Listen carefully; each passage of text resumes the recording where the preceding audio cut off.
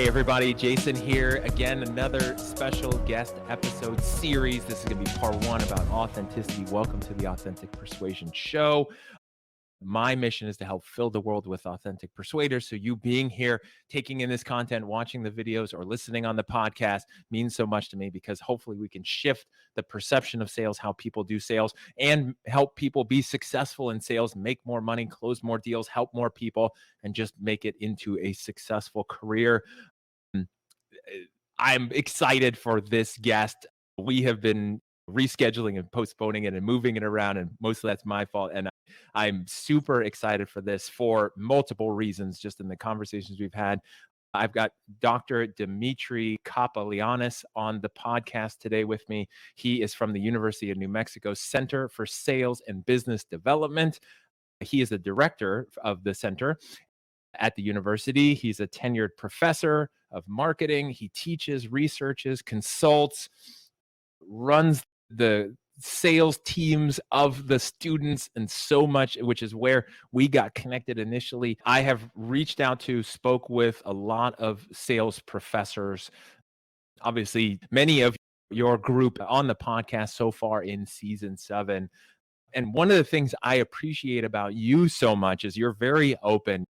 You're like the relationship I have with Dr. Sterling Bone from Utah State, where you're very open, you want to learn, you're curious, and then you're also like running teams with your students, or running campaigns with your students to help them learn sales. And I think that's fascinating and fun. I just love the stuff that you're doing there. In this conversation, part one, let's talk about authenticity. Let's talk about your journey prior to and then leading into the world of education, and what you did in sales prior to this. Thanks for the opportunity to give you some background. So, as you can tell by my accent, I'm not originally from the United States.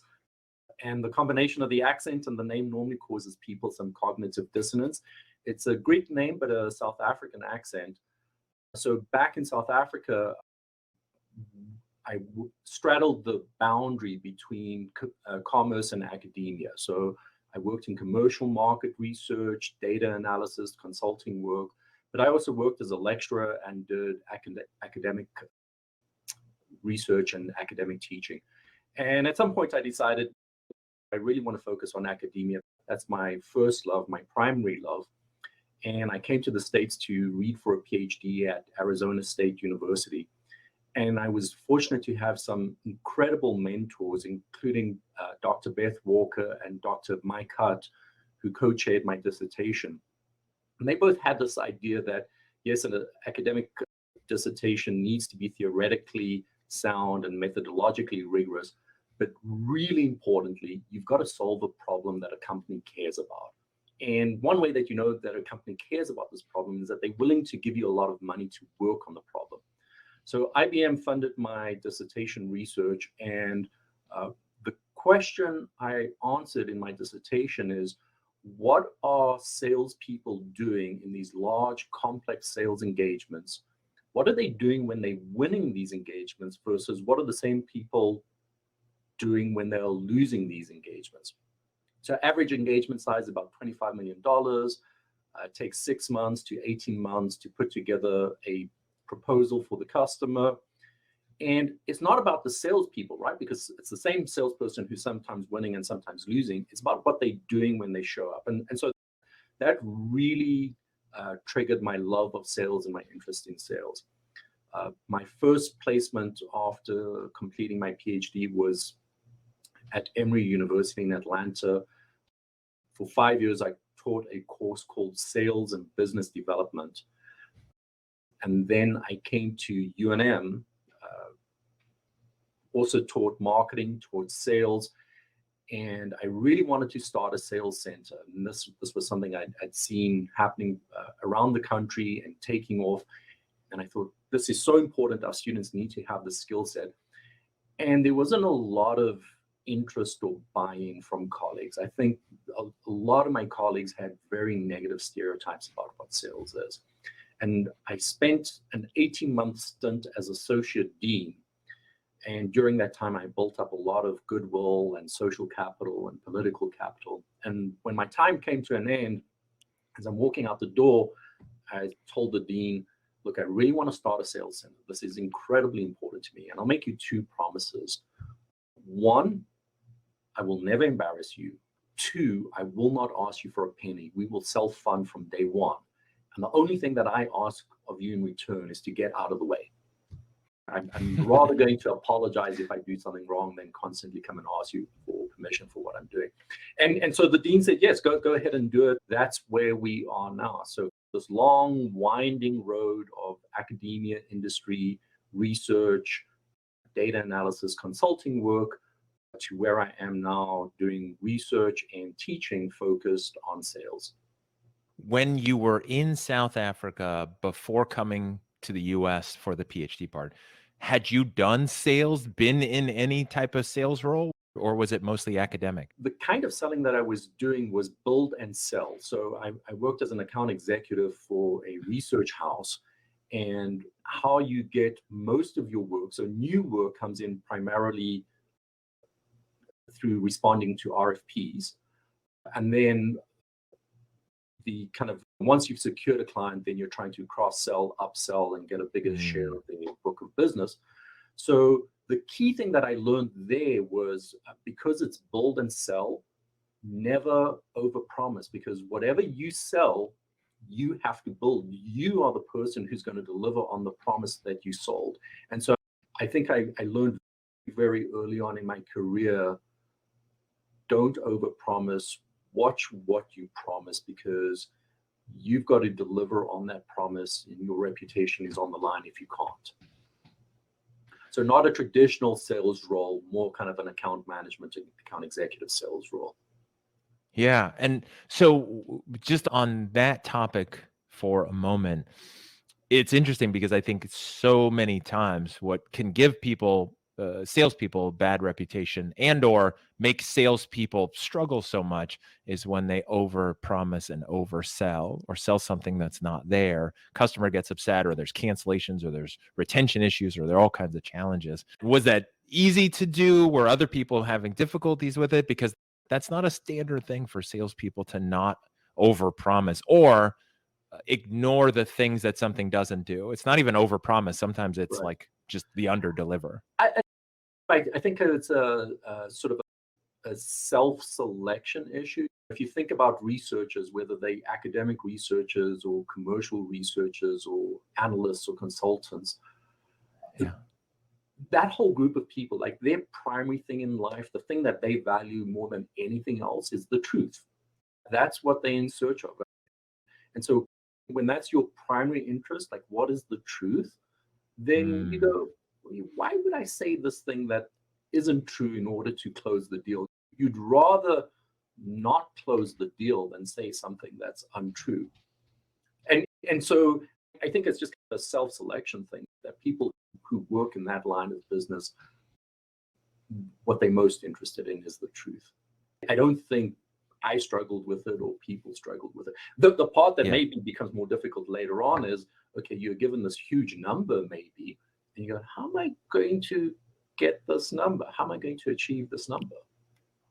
Yeah. So fast forwarding to the conversation you had with the dean, obviously you sold the dean, right? And you were successful. You closed the deal and getting the permission, which is fascinating because I talk about all the time where closing the sale, what a salesperson thinks is their end point, is the beginning of something. It's the beginning of the relationship between the customer and the company. It's not the end. It is actually the beginning. And so what you're talking about is the beginning of, then you had to actually fulfill that, like account management. Why do you think that offer was so successful at that point? I know you said you had the capital, like the social and the political capital, but like why in that moment did you authentically close that deal? I think two things. So one was having a lot of goodwill with the dean at that time. But secondly, the hardest part of starting the sales center by far was the internal sell. Like once the internal sell, not just with the dean, but with my colleagues, once that was secured, the rest was easy. It was just execution on the promise. But Yeah. One thing that I did was I turned to LinkedIn data. So we had a professional selling course in the catalog. It hadn't been taught for a long time. It did not count towards the marketing major. So if you took professional selling as a student, you could not use that as credit hours towards the major. It was Wow. really sales is, no, we shouldn't do this as a university. That's really gross. And so I brought up the business school's LinkedIn profile page. So if you have a LinkedIn profile and you are an alum of a university, when you indicate in your LinkedIn profile what you do, so I work in the marketing function, I work in sales or business development, that aggregates up to the business school's profile page and to the university's profile page. And you can do this for any university. I encourage you to go and do this for your alma mater. There's a alum tab. So click on the alum tab and it'll show you where do the alums live, what do they do, what did they study, etc.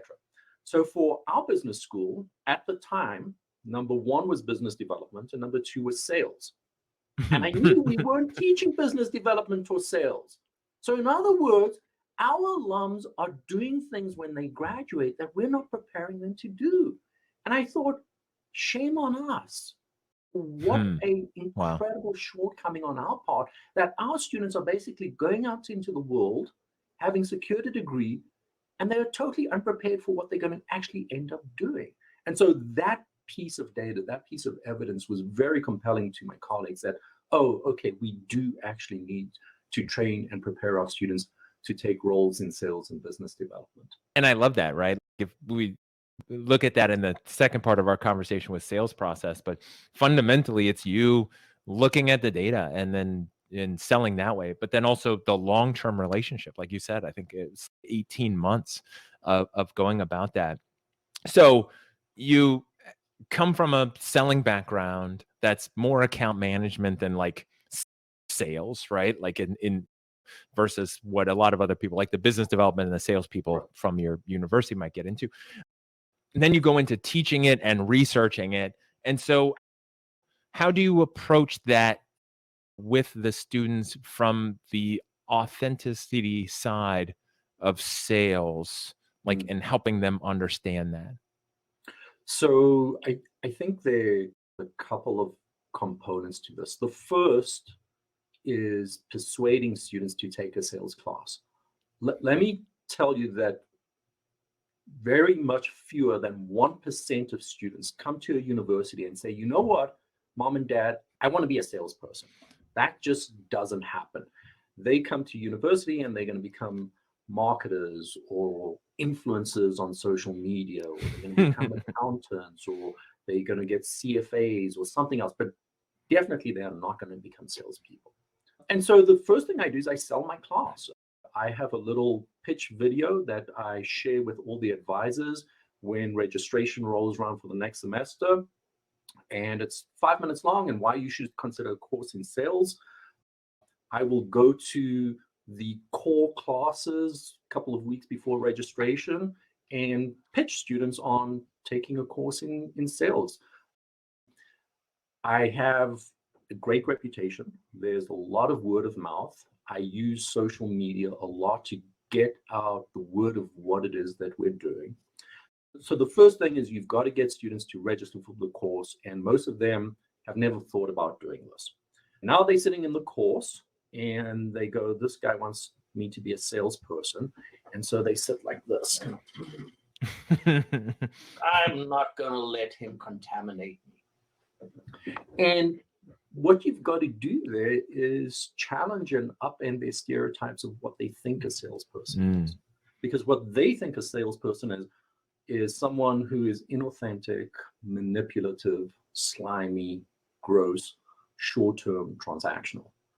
And by the end of the semester, if I've done my job properly, they know that a salesperson is someone who's authentic, helping other people, other companies solve their problems, is genuine and sincere. So that's what the sales component of selling the sales program looks like.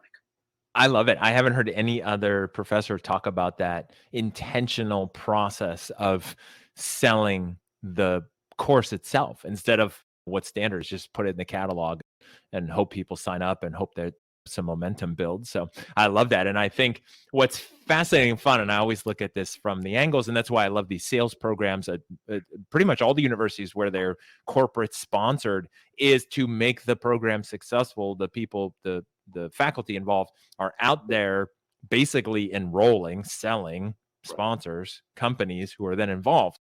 If you're a sales program and you don't have any corporate sponsors, that's not a very good program, because it means you're not very good at the fundamentals of sales. And so I love the fact that you're like, all right.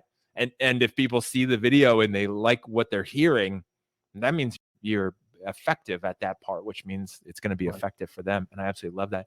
What's that transition like for them from the perceptions about sales on the growth side to where you get them to at the end?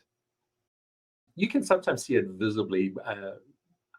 There's one student I have in mind. So first couple of days of the class, he's leaning back, he's sitting back, he's like, "You're not getting me, I'm just walking." And so we have corporate partners, and I bring corporate partners in as guest speakers once a week.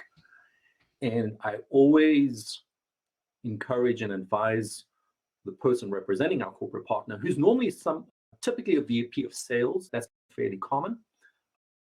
Bring someone along who you've already hired out of the program recently, who looks a little bit more like our students than you do. I love you very much, and you know a lot about sales, but you're not necessarily going to connect with the students. And so this student, I remember, he's sitting back, he's leaning back, the partner comes in, VP of sales and a salesperson. And the salesperson looks a lot like the student. And the salesperson starts chatting, and the student just hands are down, and he's got this kind of quizzical look on his face, and he starts leaning in, he starts leaning forward. I've got you. You're going to be a salesperson. You can watch the body language. You can see that transition somewhere in their head. The belief system change, like, oh, hang on, this is not gross. I'm helping a person solve a problem that's really important. And so when you change your mindset about what a salesperson does, then the rest is easy. Interesting thought. And I could save this for part 3, but it's on my mind right now. I'm just thinking about it. So many professors I've talked to have the day one activity about what are the words that you think about sales. And there's this bad side, and then there's the good side. And obviously that's where you want to get people to. And that's what you're talking about. In the sales programs, what you're doing is you're helping the professional people understand sales, whether they end up in sales or not, but they're understanding professional, like B2B sales and more like that. Do you see any way to shift it on the transactional side that's causing people to have that perception of gross sales? Like, your program will help the B2B side, but what about that 20-year-old before they're sitting in your class that thinks that sales is gross because of other people? You think there's a way to shift that? That's a great question. So one of the reasons why students have these negative perceptions of sales is because of transactional sales. And so when you think about transactional sales, there's no long-term, there's no reputation. My incentive as a human being is to put my hand into your pocket and take out as much money as I possibly can, whether it's good for you or not, because we're not going to see each other again. And so I think the way to start thinking about that is around identity, that yes, this might be a transactional sale, but it's still my job to help you, and word of mouth still helps you sell. So even though it's transactional and it's one-off, it's so much easier to get new business through positive word of mouth that another customer has generated for you, rather than doing 100 cold calls.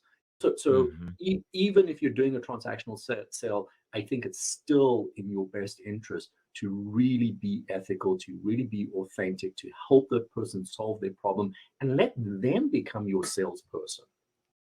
Yeah, it's just the interesting thought I had. Like all of these programs and all the stuff that you do as a professor and the other professors is shifting the way that sales is being done from the beginning with salespeople entering into a professional sales role. But there's just that transactional side that Yeah. just is what it is. And like you said, the incentive is to separate someone from as much money as you can, and hopefully ethically and I legally. do this idea for a moment. You- Over time, we've had a couple of B2C transactional corporate partners. I'd say mostly with one exception, it hasn't worked great. And I'm much more hesitant about signing up B2C transactional corporate partners for this very reason, that oftentimes you discover that the company's culture is really this kind of transactional manipulative culture. Mm, And so I'm much more careful about screening that. The one exception is a home builder. And mm, if you think about this, a home builder is building something that costs 300,000, 500,000. It is the single largest, most important transaction a consumer will ever engage in their life. And mhm. from the home builder's perspective, that salesperson is not productive for 6 months. You need to train them. They need to get a real estate license. They're on your books not selling anything for 6 months. And then Mhm. once they start selling, you only get money at closing 6 months later. They've got to carry you for a year. And so they really want to think very carefully about, who do I hire out of this program? Yeah. And one of our best corporate partners has been a home builder, because I think they really understand the importance of ethics and authenticity, even though it is a B2C transactional sale. And I could see, if we just keep going with that, is that it's a quality over quantity sale. It's not I'm selling 30 cars this month. It's I'm selling 10 houses this year, or Yeah, whatever that builder, the scale. They yeah, could be doing thousands, but whatever that is, it's more quality over quantity. And yeah, then again, this is where what you're saying too is really important, is the reputation of a home builder is all that they've got. If they get a correct. bad reputation for what they build, it will spread and no one's going to want to buy what they sell. And so the reputation is super important. Yes. And I could see that, like that intersection actually being something where you want a professional salesperson instead of just anybody. So if we look at the flip side, based on the research, based on the students, based on the corporate partners, what is it that you think buyers want, potential buyers want from a salesperson? Buyers, and this is both, I think, true for B2C and B2B, do not want to be sold. They do not want to feel as if they're being sold. Like, every person, but especially a person in buying mode, can smell a pitch, can smell inauthenticity from a mile away. Um, so what a buyer wants is, they want to trust you. They want to believe that you're working in their best interests, and they want you to understand their problem and help them solve their problem. Everything else, I think, is a distraction in the way of getting to that solution. How do you teach that, especially from an authentic standpoint, where somebody sees that that is the need from a buyer, and so from a salesperson, they're doing that, but also like maybe fighting that instinct of my job is to sell, right? I think if you think about elements of the sales process, just the basic sales process, presentation versus discovery. When we think about bad salespeople, we think about people who launch into presentation. I've got the solution for you, and I'm going to talk about the solution. And oh my gosh, look at all these bells and whistles, and I'm going to talk about the attributes of the product. Whereas really the most important part of the basic sales process is discovery, is Hmm. really asking good questions, caring about the answers and listening to the answers, and paying a lot of attention. And this then comes back to the ability to have authentic conversations and authentic communication. In a conversation, authenticity happens when you feel that the other person's really listening to you, and wants to know more about you. And that's not a thing that you can fake. It's either true or it's not true. Now, in the case of sales, you're having those conversations towards another purpose. And the other purpose is not to sell the product. The other purpose is to help that person solve their problem. If you can always have that mind shift, like my first job is to help you solve your problem. When I achieve that job, I achieve my goal of selling a product. I love that. My first job is to help you solve a problem, right? And I think that's one of the biggest things is what you're saying is when the discovery comes first, presentation comes second, and then it's shifting. Instead of sales is something I'm doing to you, sales is Yes. something I'm doing for you and with you, because my goal is to help you solve a problem. And then is there an intersection of solving your problem and what I offer? And if so, great. If not, that's also okay. Right, right. And I do think that, and if not, that's also okay. That requires you to have self-confidence, like that you're going to hit your number.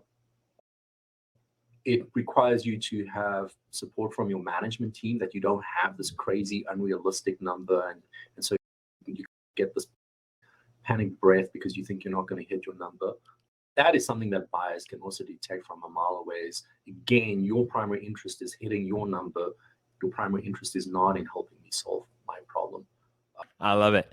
We've already jumped ahead to get into the sales process, but I think it's perfect because I love what you're saying, which is where what buyers want is a process that's focused on them, where you authentically care, and then it leads into what is the better order of the process. So I'm excited to chat about that more in part 2 when we talk about the sales process. As we wrap this up, for people who want to connect with you, the time flew. I can't believe we're already 27 minutes in. People want to find you, they can find you on LinkedIn. And again, it's Dimitri Kapelianis. And then also the University of New Mexico program, the sales program. The link will be in the show notes. You can also Google it. It's salescenter.mgt.unm.edu. Not the shortest one, not the worst one I've seen. We'll put it somewhere in the middle. It's kind of like you with your Greek name with your South African accents. Like, it's interesting. It's definitely a pattern interrupt for sure.